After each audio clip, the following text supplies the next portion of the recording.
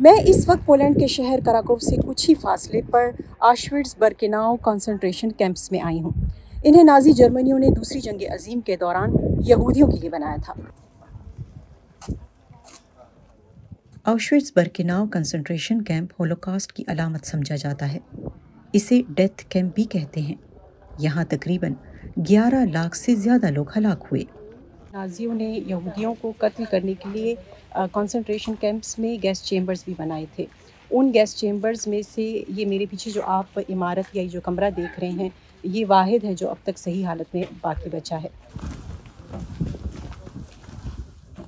جرمنی کے Nazi Europe کے مختلف ملکوں سے لاکھوں یہودیوں اور جنگی قیدیوں کو اکٹھا کر کے ٹرین کے ذریعے پولینڈ میں واقع اس آشوٹس کیمپ میں لاتے۔ جو لوگ کام کرنے کے قابل ہوتے انہیں الگ کر دیا جاتا اور باقیوں کو فوری طور پر ہلاک کرنے کے لیے گیس چیمبر لایا جاتا۔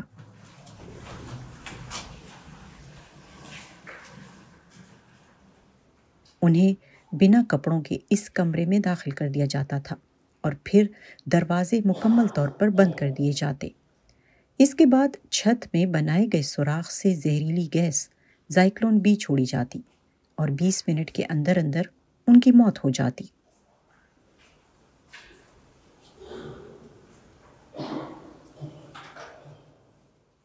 اس چیمبر کی موٹی دیواروں پر مرنے والوں کے ناخنوں کے نشان ابھی بھی موجود ہیں۔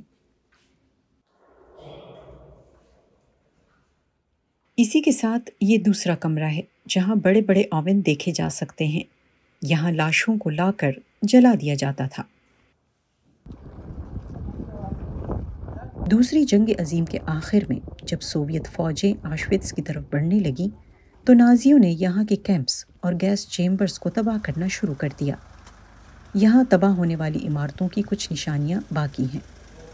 سوویت فوج نے 27 جنوری 1945 میں جب آشوٹس کیمپ کو آزاد کرایا تو اس وقت تقریباً 7,000 قیدی زندہ حالت میں پائے گئے۔